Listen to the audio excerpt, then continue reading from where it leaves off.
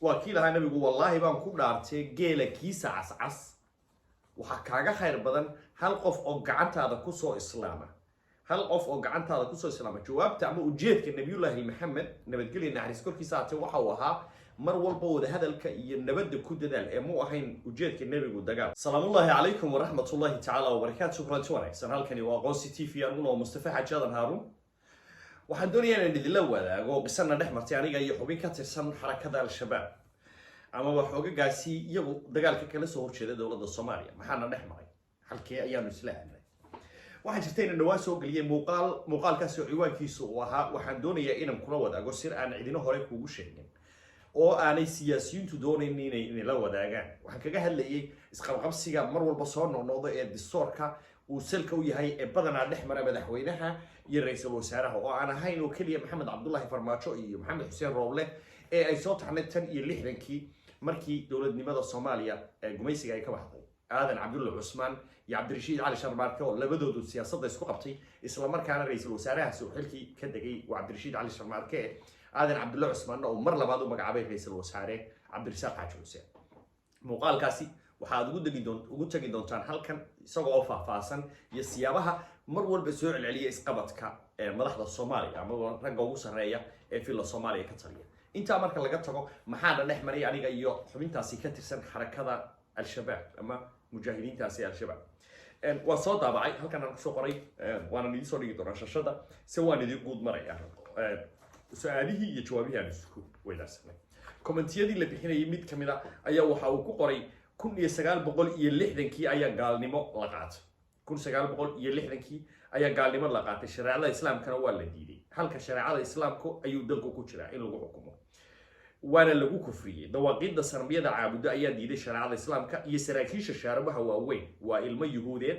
shacabka dawaaqiiq raacay ee aan la qasbin alla waxa uu idin leeyahay ha adeecina kufriga. haddii aad adeecdaan waxaad tihiin mushrikiin. ogaada beriha laga noqdo gaaladan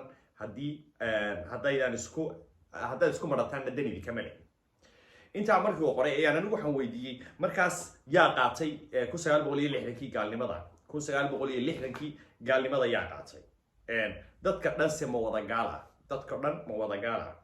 waxa uu yidhi waxa qaatay raggii degsaday dastuurka iyo dimuqraadiyadda intii raacday ee aan la qasbin iyo kuwa maanta jooga dhammaantood waa wada gaalo. inta raacday waa wada mushrikiin. hadday baktiyaan lama maydhayo, laguma tukanayo. salaada jinaasada qabuuraha muslimiinta laguma aasayo. waxa xirtaan lama xidhanayo. waxooda lama dhaxlayo, lama guursanayo, lagamana guursanayo. waxa ay qalaan waa bakti. caruurtooda iyo dumarkoodana waa qanimo ayuu yidhi. markuu intaa uu soo qoray markaas muxuu noqonayaa xalku. waxa uu raaciyey intaan su-aasha weydiiyey wuxuu yidhi dastuurka kufriga iyo riddada iyo ragga dawaaqiidda ahba in ay heshiiyaan anigu ma qabo. ha isku madhaan kufaarta ayaan leeyahay. beri waxaanu ka nahay dastuurka ay qorteen gaalada Soomaaliya xukunta iyo inta rabta inaan la qasbin.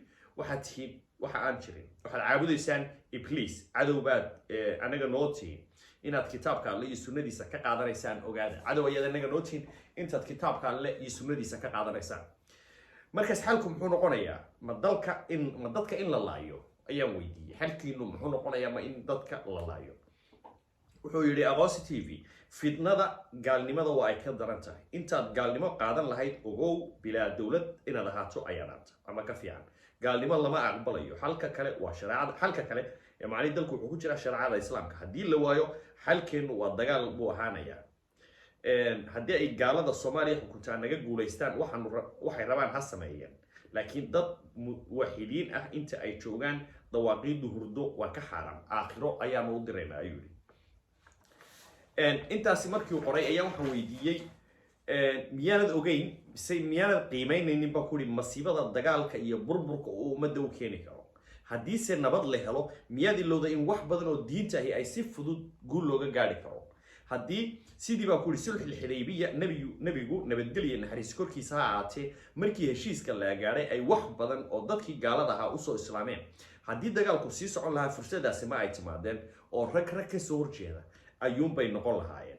imise rag oo karaamo iyo magac ku leh oo aan mid iyo toban toonna ahayn ayaa dagaalkaasi kadib xilligii lagu jiray sulxul xudaybiya soo islaamay.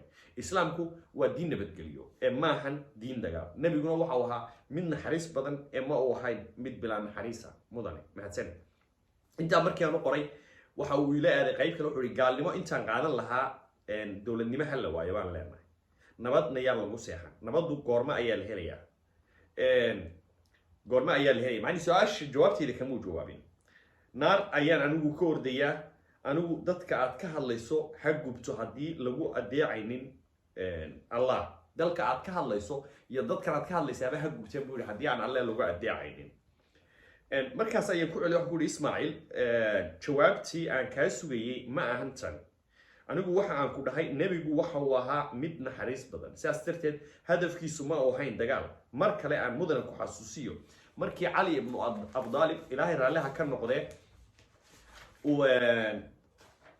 waa kii lahaa nebigu wallaahi baan ku dhaartay geela kiisa cascas waxaa kaaga khayr badan hal qof oo gacantaada kusoo islaama. hal qof oo gacantaada kusoo islaama. jawaabta ama ujeedka nabiyullaahi maxamed nabadgelya naxariis korkiisa haatee waxa uu ahaa mar walba wada hadalka iyo nabadda ku dadaal ee mu ahayn ujeedka nebigu dagaal. raggan cilmaaniyiinta ah buu yidhi meel kaluu ila aaday markan wuxuu raggan cilmaaniyiinta iyo murtidiinta mustashriqiinta ah iyo maasuuniyiinta ah kufaarta waxaa noo xeera xarbi ogow. marka hore waxaa lagu wada hadlo ma lahanba laba mid uun. dhulka aynu kala baranno dhulka soomaalidu xukunto qayb ay dadka shareecada islaamka taageersani qaatay ay leeyihiin iyo qayb dadkan kale uu kufaar magacaha hore uu soo xusay ay leeyihiin. ma arko gaalada soomaaliya xukunta waa cawaan weeyaan. dilka ayay wax ku fahmayaan. dalka waa laga saaraya mar dhow haddii alla idmo. guushu waa xagga islaamka ha lagu sabro dhibkana waa laga baxaya. waxaan su-aashiidii igamaad jawaabin mudane. diinta islaamku ma ahan mid diinta islaamku ma tahay mid nabadeed ayaan weydiiyey. diinta islaamku ma tahay mid nabadeed? haddii ay haa tahay maxaa dagaalka ugu ordaysaa? midda kale caalamul islaam oo dhan maxaa laga yeelayaa sida turkay, malaysia, indonesia, bakistan, qatar, sacuudi arabiya iyo kuwo kale oo badan? kulli waxa ay la macmilaan dadka aan muslimka ahayn. inagu maxaynu kaga duwanahay wadamadaas islaamka? jawaabtaasi weli muu soo celinin. qofkii u baahan inuu fahmo halka aanu aniga iyo ninka xubinta al-shabaab ka tirsan aanu iskala jaan qaadnay waxa uu noqon karaa aqoonsi tv. kadibna wuxuu arki karaa كليبك أي كوكران تاي سير عن عدنا هرب كوش يجينا يوم كل واحد يجي يوم كجه هاللي لبعض الصور نقطة يصل هو أمر والبينيس خلافان من حوينها يري سول سعرها أما كتلياش في الصومالية حكومة ده يم تحتوي مر والبينيس قطعان هالكري وأقول سيتيفي أنا ومستفاح جادا هارون كل أنت دبي وأنتي على الشباب يعني جايتين نحمر أنت برامج كان لم يذكر بينه سيداسية نبت كبير.